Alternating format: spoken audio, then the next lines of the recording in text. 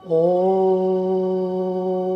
नमः शिवाय। ॐ नमः शिवाय। ॐ नमः शिवाय। शिव शक्ति स्वरूप साधक जन, आज हम शिव सूत्र के परिप्रेक्ष्य में एक अत्यंत गूढ़ और जीवन बदल देने वाले विषय पर चर्चा करेंगे कि गृहस्थ जीवन के बीच ही जीवन मुक्ति कैसे घटित हो।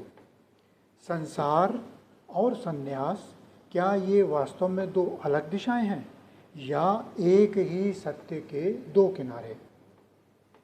सुबह के अलार्म से लेकर ऑफिस की फाइलों, बच्चों की जिम्मेदारियों और समाज के अंतहीन चक्रव्यूह में अपनी हर भूमिका को पूरी निष्ठा से निभाना और ठीक उसी समय भीतर उस परम चेतना को छू लेने की एक मूक छटपटाती हुई तड़प होना, यही आज के गृहस्थ की वास्तविक स्थिति है।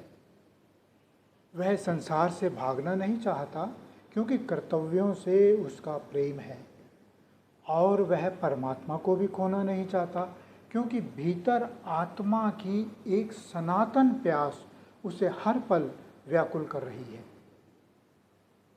इसी कशमकश, इसी भटकाव और भ्रम के दोराहे पर खड़े साधक की सोई हुई चेतना को एक दिव्य शंखनाद से जगाने के लिए लगभग 1200 वर्ष पहले कश्मीरी शैव दर्शन का शिव सूत्र उजागर हुआ था। यह किसी मनुष्य द्वारा लिखा गया ग्रंथ नहीं है, बल्कि स्वयं महादेव ने शिलाखंड पर जिन सूत्रों को उत्कीर्ण किया था, वे आज भी हर उस व्यक्ति के लिए एक जीवित मार्गदर्शिका है जो संसार के कोलाहल के बीच रहकर भी शिव होना चाहते हैं। मूल रूप से महादेव के इस दिव्य शिव सूत्र के 3 मुख्य भाग हैं। पहला शांभवोपाय, दूसरा शाक्तोपाय और तीसरा आणवोपाय। चूँकि यह विषय अपने आप में बहुत विशाल है, इसलिए इसके पहले और तीसरे भाग की विस्तृत चर्चा हम अगले वीडियो में करेंगे।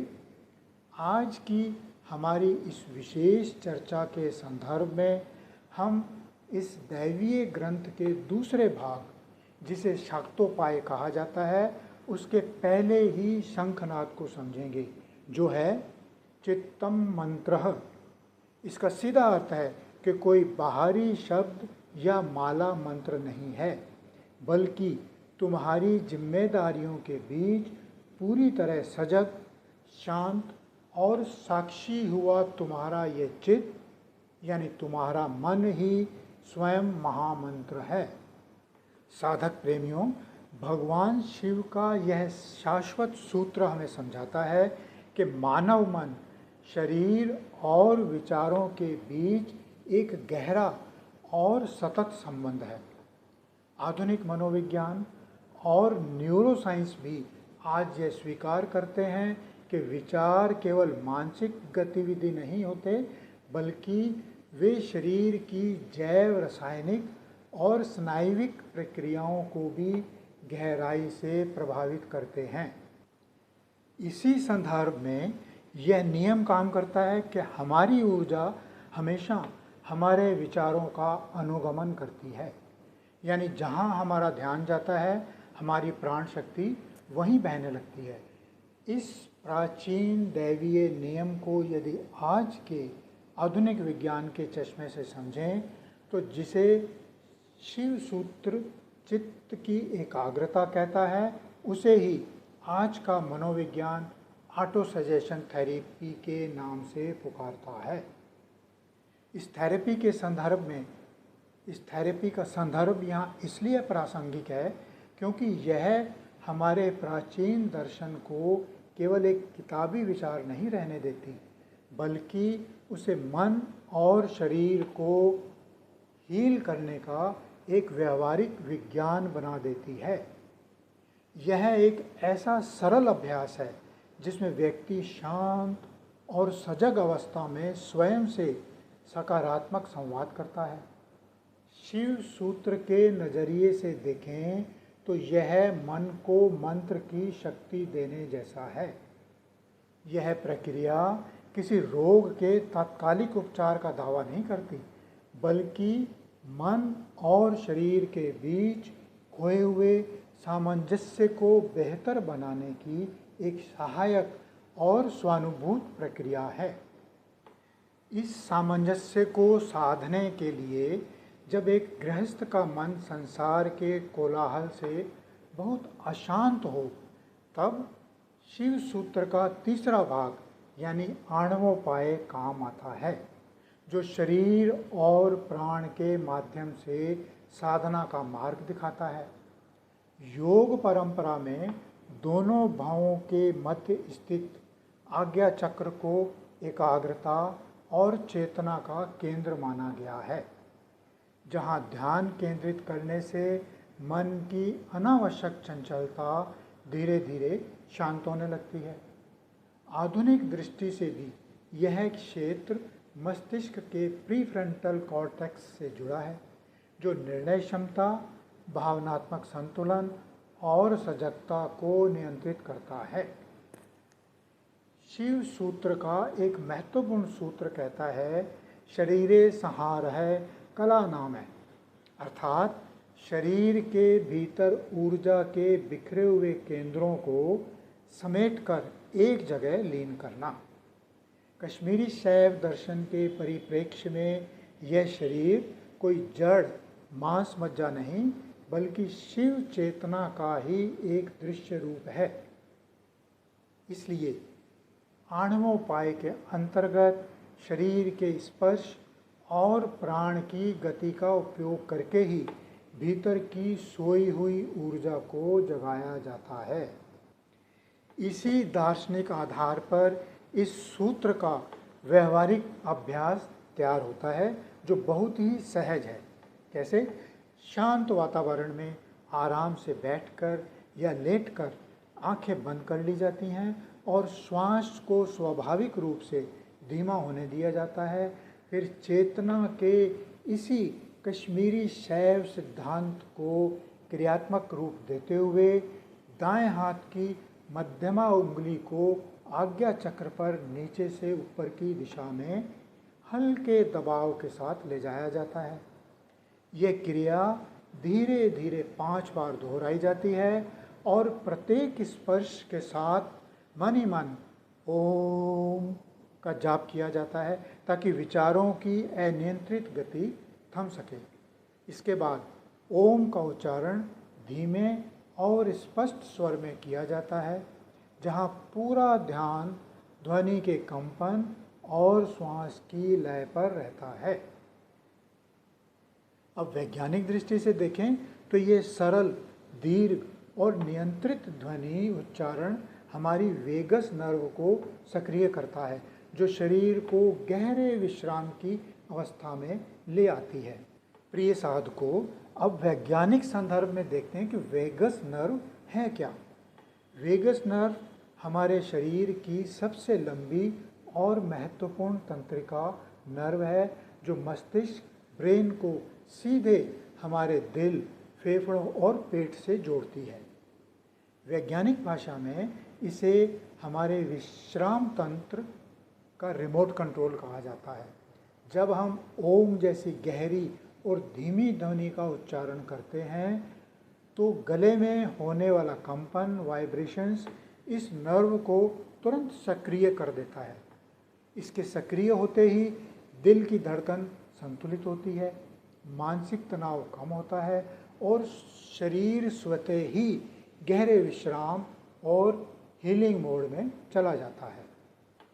इस तरह जब ध्वनि और स्पर्श के संधान से मन अपेक्षाकृत शांत और ग्रहणशील हो जाता है, तब इस साधना में शुद्ध विकल्प यानी ऑटो सजेशन का मुख्य चरण आता है। इस अवस्था में व्यक्ति अपनी हथेली को शरीर के उस स्थान पर रखता है जहाँ दर्द, असुविधा या तनाव अनुभव हो रहा हो। वहाँ गहरे मौन में मन ही मन यह स्पष्ट लेकिन कोमल शब्दों में ये भाव पिरोया जाता है कि यह स्थान सहजता, स्वास्थ्य और संतुलन के लिए है। भाषा में कोई आक्रामकता नहीं, बल्कि एक दृढ़ता और स्वीकार का भाव होता है। मनोवैज्ञानिक दृष्टि से यह प्रक्रिया शरीर जागरूकता और प्लेसिबो प्रभाव से जुड़ी मानी जाती है। अब प्लेसिबो प्रभाव विज्ञान की वह अद्भुत खोज है जो मानती है कि बाहरी दवा से ज़्यादा मनुष्य के भीतर का विश्वास और सकारात्मक विचार शरीर को ठीक करने की क्षमता रखते हैं। जब व्यक्ति पूरे भरोसे के साथ स्वयं से यह संवाद करता है तो उसका ध्यान और गहरा आत्मसंवाद उसके शारीरिक अनुभवों और दर्द को सकारात्मक रूप से प्रभावित करने लगता है। यह अभ्यास तब अधिक सहायक अनुभव होता है जब व्यक्ति इसे अपेक्षाकृत शांत, खुले और सजग मन से अपनाए, क्योंकि अत्यधिक मानसिक उत्तेजना या घबराहट की स्थिति में इसका प्रभाव सीमित रह सकता है। इसलिए यह आवश्यक है कि इसे किसी चमत्कारी परिणाम की अपेक्षा के बिना एक निरंतर अभ्यास के रूप में संतुलित समझ के साथ अपनाया जाए। देखा जाए तो स्वयं भगवान शिव द्वारा प्रकट किए गए इन सूत्रों को इस तरह जीवन में उतारने से एक गृहस्थ को दोहरा लाभ मिलता है। पहला लाभ शारीरिक और मानसिक चिकित्सा का है, जहां ऑटो सजेशन के माध्यम से बिखरे विचारों की ऊर्जा सिमटकर हमारे तंत्रिका तंत्र को हील करती है और देह को निरोगी बनाती है। वहीं इसका दूसरा लाभ परम आत्मिक स्वतंत्रता का है, क्योंकि जैसे ही यह सजगता गहरी होती है, यह हमारे आत्मविस्मरण यानी अपनी असली पहचान को भूल जाने की बीमारी से बाहर निकालती है और सहारा देती है। तब हमारी चेतना में शिव सूत्र के प्रथमोन्मेष का वह परम सत्य घटित होता है। क्या? लोकानंद समाधि सुखम, अर्थात एक गृहस्थ के लिए इस संसार के सामान्य अनुभव, लोक व्यवहार और कर्तव्य ही समाधि का सुख बन जाते हैं। उसे आनंद के लिए संसार से भागकर किसी शांत गुफा में आंखें बंद करने की आवश्यकता नहीं रह जाती, बल्कि अपने बच्चे की निश्चल मुस्कान में, परिवार के प्रति प्रेम में और अपनी जिम्मेदारियों को निभाते हुए भी वह उसी परम आनंद को महसूस कर सकता है जो समाधि के सुख में महसूस होता है। यहीं आकर शाक्तोपाय का वह अंतिम सत्य भी सिद्ध होता है। विकल्प क्षयो जीवन मुक्ति, अर्थात जैसे ही मन के भ्रामक विचार, संशय और द्वंद्व शांत होते हैं, मनुष्य इसी देह में अपनी गृहस्थी के बीच रहते हुए जीवन मुक्त हो जाता है। तब संसार और संन्यास के बीच का कल्पित विभाजन सदा के लिए समाप्त हो जाता है। शिव सूत्र का यह परम संदेश हमें याद दिलाता है कि जीवन मुक्ति किसी दूर आकाश या मृत्यु के बाद मिलने वाली कोई अवस्था नहीं है। वह यहीं संभव है, इसी क्षण, इसी संसार में और आपकी इसी गृहस्थी के बीच में। इसके लिए दुकान छोड़ना, रसोई से भागना या अपनों से विमुख होना आवश्यक नहीं है, बल्कि हर छोटे बड़े कर्तव्य को पूरी सजगता और साक्षी भाव से जीना ही आपकी वास्तविक शिव पूजा बन जाता है। प्रिय शिव साधकों, यह दिव्य सफर हमें कंदराओं की ओर नहीं ले जाता, बल्कि हमारे घर की चौखट को ही देवालय बना देता है। तब जीवन का हर क्षण एक उत्सव है, हर आत्मसंवाद एक मंत्र है और मनुष्य इसी देह में अपनी इसी गृहस्थी के बीच रहते हुए जीवन मुक्त हो जाता है। इस संसार के रंगमंच पर अपनी भूमिका को पूरी शिद्दत से निभाना ही उस परम नटराज की सबसे सुंदर आराधना है। हरि ओम तत्सत, हरि ओम तत्सत, हरि ओम तत्सत।